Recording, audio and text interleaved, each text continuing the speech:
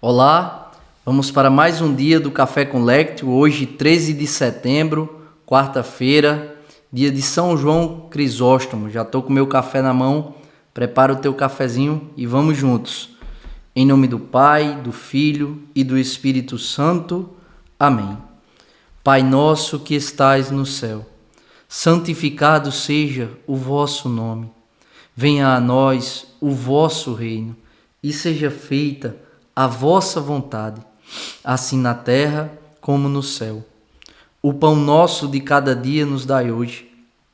Perdoai-nos as nossas ofensas, assim como nós perdoamos a quem nos tem ofendido.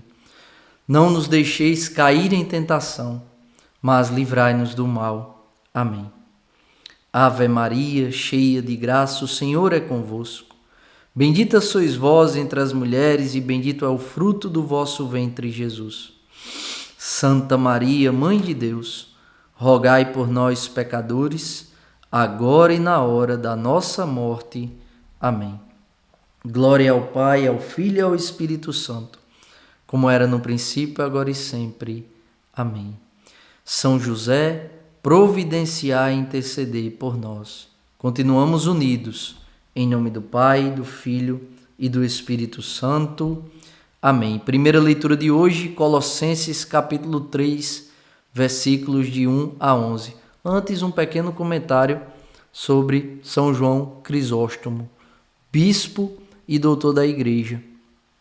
Um homem santo que foi levado, conduzido à morte por causa que não abriu mão da coerência de sua pregação, inclusive apelidado por João Boca de Ouro, porque era muito talentoso para a retórica. E já no início da sua vida, filho de um comandante, teve grandes mestres e no início da sua vida já demonstrava um grande talento para a retórica. No entanto, preferiu a fé. E foi ordenado diácono, padre e depois bispo, um grande pregador da igreja que não abriu mão, mesmo no contexto em que estava inserido, não abriu mão da sua coerência diante daquilo que pregava, que era a palavra de Deus. Então que São João Crisóstomo rogue a Deus por cada um de nós, para que possamos aprender das Sagradas Escrituras, escutar a palavra, acolher, crer e viver como quem de fato crê, com coerência.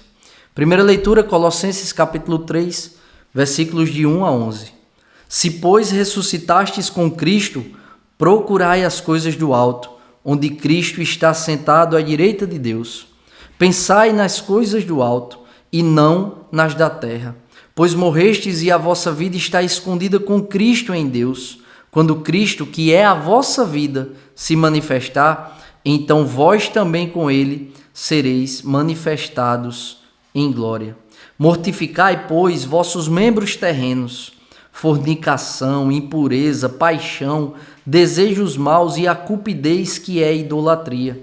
Essas coisas provocam a ira de Deus sobre os desobedientes. Assim também andastes vós quando vivíeis entre eles. Mas agora abandonai tudo isto: ira, exaltação, maldade, blasfêmia, conversa indecente. Não mintais uns aos outros. Vós vos desvestistes do homem velho com suas práticas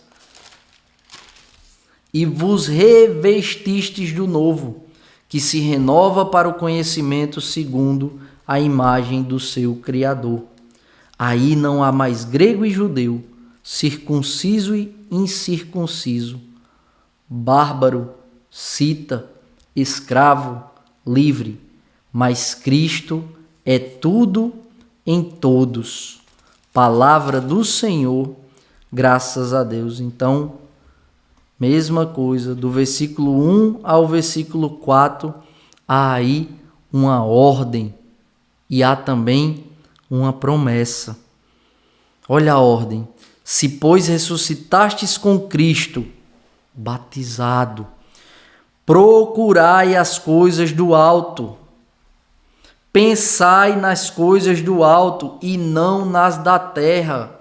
Então nós precisamos mudar a chave do nosso olhar. Quando vivemos apenas na carne, o nosso olhar está focado apenas na vida material. Mas a vida material é uma vida passageira, peregrina.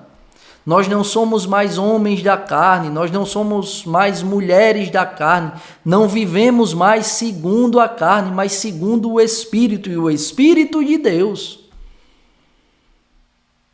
E se não vivemos, precisamos viver, porque Deus dá uma ordem: pensai nas coisas do alto. Então, o nosso olhar, a nossa lente deve ser o céu. O nosso foco, a nossa meta, o nosso norte, para onde a gente direciona a proa do nosso barco, deve ser o céu. E a partir do céu, esse parâmetro, nós nos debruçamos sobre a vida material. É a vida espiritual quem vai ressignificar e dar o sentido maior à vida material. Aqui nós somos peregrinos, estamos de passagem, não podemos reduzir a nossa vida, que é eterna, à vida material. E é a palavra de Deus quem está nos ensinando. Olha a ordem: pensai nas coisas do alto e não nas da terra, pois morrestes para essa vida e a vossa vida está escondida com Cristo em Deus. O homem velho morreu, o homem do pecado morreu, o homem que vivia segundo a carne morreu. E se ainda não morreu, peça ao Espírito Santo para que ele morra e você seja revestido do homem novo, da mulher nova, uma pessoa que vive segundo a ação concreta do Espírito Santo, governada pelo Espírito Santo, direcionada, conduzida pelo Espírito Santo. Uma pessoa que tem diariamente a vontade educada e fortalecida pela graça do Espírito Santo. O Senhor está nos ordenando: pensai, procurai as coisas do alto. Não dá para viver em cima do muro. Não dá para ficar acendendo uma vela para Deus e acendendo uma vela para o diabo. Esse não é o tipo de cristão, de discípulo que Deus quer, que Deus nos chama a ser. E aí ele diz, e aí no final, no versículo 4, ele faz uma promessa: quando Cristo, que é a vossa vida, aí primeira pergunta, Cristo é a minha vida? Cristo é a minha vida, seja o que eu for, consagrado à comunidade de vida, consagrado em uma comunidade de aliança, religioso, leigo, solteiro, casado, Cristo é a minha vida. Peçamos essa graça ao Senhor. Jesus, vem ser a minha vida. Vem fazer com que eu viva a minha vida sempre pensando em Ti. Ah, mas isso é radical demais. Mas é a essa vida que o Senhor nos chama a viver. E o Espírito Santo, com a sua graça, vai ressignificando o nosso olhar para que a gente passe a olhar para esta vida terrena com um olhar espiritual, com um olhar que faz a gente se enxergar espiritualmente diante da realidade material. Por quê? Porque a realidade espiritual ela não passa. Somos corpo mortal, somos alma imortal. E o Senhor deseja. Por isso, o Pai deu o seu Filho. E o Filho se deu inteiramente na cruz. Para que vivamos a imortalidade com Ele no céu. E não vivamos a imortalidade sem Ele no inferno. E ele diz, ele continua. Aí ele faz uma promessa, né? Quando Cristo, que é a vossa vida, se manifestar, então vós também com Ele sereis manifestados em glória. Unido a Cristo pelo batismo, a gente já participa da sua vida celeste. Mas essa vida espiritual e escondida, ela será manifestada gloriosamente aonde? Na parrusia. Nós precisamos tomar posse dessa verdade. E aí no versículo 8, aí ele vai dizer, versículo 5, mortificai, pois, vossos membros terrenos. Aí ele fala, fornicação, o sexo fora do casamento, a masturbação, a impureza, os desejos maus. Aqui, ó, ele destrincha, ele esmiuça mesmo. Para quê? Para que a gente identifique o que de fato é pecado, o que de fato o Senhor quer que a gente abandone. Porque ele diz, essas coisas provocam a ira de Deus sobre quem? Sobre os desobedientes. Peçamos, Espírito Santo, me dá a graça de ter um coração dócil, um coração que deseja obedecer ao Senhor. Me liberta dos meus pecados, dos pensamentos impuros, dos sentimentos impuros, das conversas indecentes. Olha, o versículo 8. Mas agora abandonai tudo isto. Ira. A gente que vive tendo raiva dos outros, a gente não está na graça de Deus.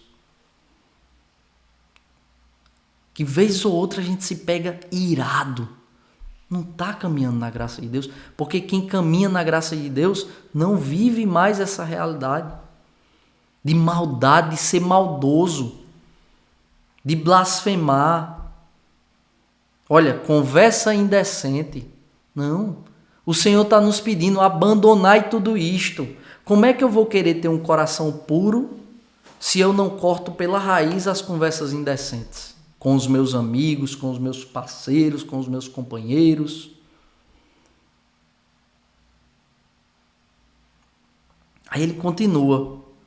Ele é muito objetivo e assertivo, eu não tenho nem o que comentar muito, só dizer o seguinte, vamos prestar atenção, pessoal. E vamos pedir a graça a Deus, porque sem a graça de Deus a gente não consegue. A nossa carne prefere tudo isso. A nossa carne prefere falar mal do outro. Ou eu pergunto a você, você numa mesa, num restaurante, numa mesa de bar, no seu trabalho, quando alguém chega falando mal do outro, é muito mais fácil você dizer, você ouvir e não dizer nada, ou você ouvir e até jogar o seu veneninho também por cima, ou você dizer, ei, não fale mais não, não fale mais não porque não vai edificar a sua vida, não vai edificar a minha vida e eu não quero saber não. É mais fácil a gente fazer o quê? A gente fingir que não é com a gente, escuta, não fala nada, ou às vezes a gente até se empolga, fala mal do outro também. Tem gente que é assim, se senta numa mesa, escolhe uma letra, M, pronto, então vamos falar M de quê? De Mariana, M de quê? De Michele, vamos falar mal de Michele. Dá vontade de falar. E o Senhor diz, abandonai tudo isto. Por quê? Porque vós vos desvestistes do homem velho com as suas práticas. Então peçamos, Espírito Santo, inflamados pela palavra de Deus, nos concede essa graça de abandonar as práticas velhas que dizem respeito ao homem velho, as velhas práticas que dizem respeito à mulher velha. Por quê? Porque a partir da graça de Deus, da palavra de Deus, de uma experiência pessoal com Deus, eu sou um homem novo e eu quero ser liberto, curado de toda impureza, de toda prática má, de todo desejo mau, para que eu possa o quê? Olha o versículo 10. Me revestir do homem novo, que se renova para o conhecimento segundo a imagem do seu Criador. E aí ele finaliza dizendo o quê? Não há mais grego e judeu, circunciso ou incircunciso, bárbaro ou cita, escravo ou livre, mas Cristo é tudo em todos. Não há distinção. Não há distinção. Porque nosso Senhor, ele não faz distinção, acepção de pessoas. A salvação é para todos, agora. Para todos que escutam a palavra de Deus, acolhem a palavra de Deus, creem na palavra de Deus e mudam de vida. Abandonam todas as práticas que não correspondem à palavra de Deus e abraçam todas as práticas que correspondem aos ensinamentos das Sagradas Escrituras. Ou seja, aquele que abraça Cristo como Ele é e não como quem a gente quer que Ele seja. A salvação é para todos, mas para todos que de fato creem no que Cristo fala. O Evangelho, Lucas capítulo 6, versículo 20 a 26. São as bem-aventuranças. Evangelho de Nosso Senhor Jesus Cristo, narrado segundo São Lucas. Glória a vós, Senhor. Erguendo então os olhos para os seus discípulos, dizia: Felizes vós, os pobres, porque vosso é o reino de Deus. Felizes vós, que agora tendes fome, porque sereis saciados. Felizes vós, que agora chorais, porque haveis de rir. Felizes sereis quando os homens vos odiarem, quando vos rejeitarem, insultarem e proscreverem vosso nome como infame, por causa do Filho do Homem. Alegrai-vos naquele dia e exultai, porque no céu será grande a vossa recompensa. Pois do mesmo modo seus pais tratavam os profetas. Mas ai de vós, ricos, porque já tendes a vossa consolação. Ai de vós, que agora estáis saciados, porque tereis fome. Ai de vós, que agora rides, porque conhecereis o luto e as lágrimas. Ai de vós, quando todos vos bendisserem, pois do mesmo modo seus pais tratavam os falsos profetas. Palavra da salvação. Glória a vós, Senhor. Em Mateus, no Evangelho de Mateus, são 8 bem-aventuranças. No de Lucas são 4 bem-aventuranças e 4 ameaças. As bem-aventuranças de Mateus traçam um programa de vida cristã, um roteiro seguro para o discipulado de Cristo e uma promessa de recompensa celeste. As de Lucas anunciam a mudança de situações entre esta vida e a vida futura. Em Mateus, nosso Senhor Jesus, ele usa a terceira pessoa. Em Lucas, ele provoca, ele afronta, ele interpela os seus ouvintes, aqueles que estão escutando esse discurso das bem-aventuranças. É importante que a gente se atenha a esse contexto. Dito isto, vamos falar um pouquinho. Felizes vós, os pobres, porque vosso é o reino de Deus. Quando Jesus fala nos pobres aqui, ele está falando daqueles que têm o coração pobre. Não somente o pobre material, também, mas aquele que tem o coração pobre. Aquele que é desapegado dos bens materiais. Por quê? Porque tem o pobre que tem o coração rico. E tem o rico que tem o coração pobre. O que o Senhor quer nos ensinar sobre felicidade e bem-aventurança é, independente da nossa vida material, o nosso coração pobre, que é desapegado dos bens materiais, que sabe dividir, que sabe partilhar, que não sofre em dar aquilo que se tem. Papa Bento XVI tem uma reflexão, uma frase que é muito bonita e que a gente precisa sempre fazer memória, né? E o Papa Bento XVI diz assim: justiça é dar ao outro aquilo que é dele. Amor é dar ao outro aquilo que é meu. Esse é o coração que ama, o coração que é pobre, que sabe que tudo provém da graça de Deus, que portanto não sofre para dividir aquilo que tem, materialmente e espiritualmente. Então, felizes vós, os pobres, porque vosso é o reino de Deus. Felizes vós, que agora tendes fome, porque sereis saciados. Né? Aqueles que passam por tribulações, aqueles que passam por grandes sofrimentos, aqueles que passam por fome, o Senhor promete: sereis saciados. Felizes vós que agora chorais, porque haveis de rir. Né? É esse conjunto, né? Aqueles que vivem grandes tristezas nesta terra, um sofrimento concreto. O Senhor diz, né? porque haveis, em Lucas, né? Porque haveis de rir, porque sereis saciados. E aí o versículo 22, felizes sereis quando os homens vos odiarem, porque a gente tem vivido muito isso atualmente. Quando vos rejeitarem, insultarem e proscreverem vosso nome como infame. Por quê? Por causa do Filho do Homem. Preste atenção. Você não é feliz, você não é bem-aventurado quando os homens vos odiarem por qualquer coisa, não. Porque se você está fazendo raiva para o povo, você se oriente. Eu e você, né? Não, porque eu sou odiado, então, olha, eu sou bem-aventurado. Não.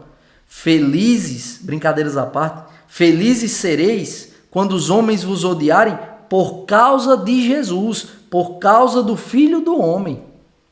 Então, quando as pessoas tiram onda da sua cara, quando as pessoas te rejeitam, quando as pessoas te fazem se sentir excluído, te fazem se sentir até um extraterrestre, por causa da tua escolha pela causa de Cristo, por causa da tua escolha de fé, né? Feliz é você que escolheu, que decidiu entrar pela porta estreita, porque larga é a porta que está aberta para a perdição, mas estreita é a porta do caminho que nos leva ao céu.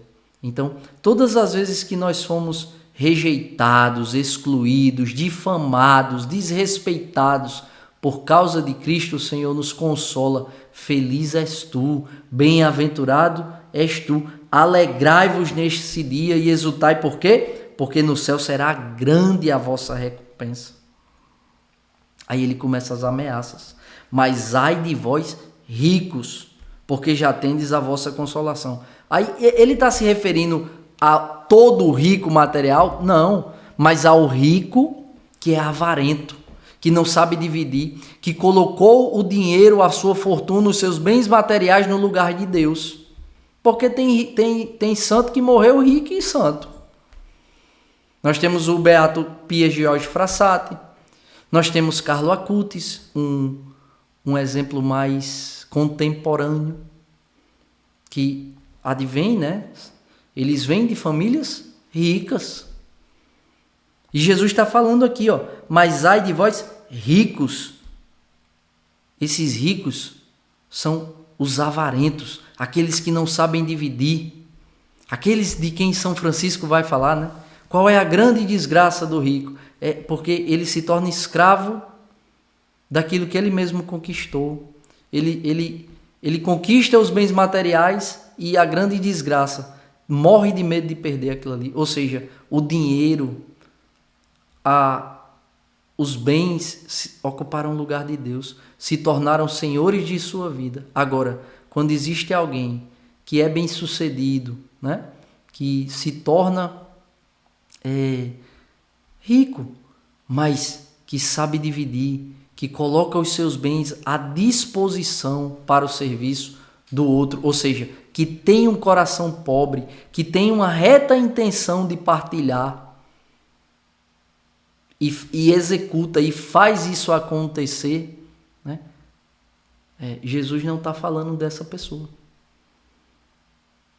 E aí ele diz, ai de vós que agora estáis saciados, porque tereis fome.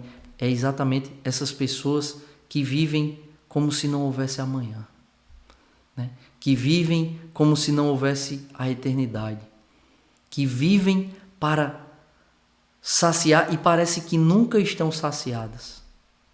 E o Senhor diz, ai de vós, porque tereis fome. Ou seja, aquelas pessoas que sim, colocaram nos bens desta terra, nos bens materiais, o senhorio de suas vidas, né? Já não é mais Jesus o Senhor, já não é mais o céu o norte, a meta, mas tão somente viver aquela filosofia de vida, né? Viva o hoje e faça tudo o que você tem que fazer hoje, né? Eu sou livre se eu fizer tudo o que eu quero, né? E o Senhor é muito claro nesse sentido. E aí ele diz, ai de vós que agora rides, porque conhecereis o luto e as lágrimas. Ai de vós, quando todos os bendisserem, pois do mesmo modo seus pais tratavam os falsos profetas. Esse versículo 26 aqui me lembra muito dos bajuladores. Quantas vezes a gente vê o nosso irmão no erro, mas porque a gente é babão, porque a gente é bajulador, a gente não exorta, a gente não tem coragem de dizer, isso aí não é vontade de Deus para você não, meu irmão. A gente ri, né? Finge demência. Não. O Senhor aqui está interpelando a mim e a você. Ai de vós, se para bajular, né? Ou então, nós mesmos que queremos o elogio, que não sabemos lidar com a crítica, que quando alguém vem nos exortar para nos tirar do erro por caridade, a gente faz biquinho, a gente fica com raiva, por quê? Porque aquilo afeta a nossa vaidade, a nossa soberba, a gente já acha que é bom demais. E o Senhor aqui, Ele vem nos interpelar, Ele vem nos afrontar, Ele vem nos provocar, para quê? Para que a gente olhe para dentro de nós e faça um exame sincero de consciência. O meu coração é rico ou o meu coração é pobre? Independente se eu sou rico ou se eu sou pobre. O meu coração é um coração que dá esmola sem julgar o outro. Eu não vou dar esmola não porque ele vai fazer isso, isso, isso. Não.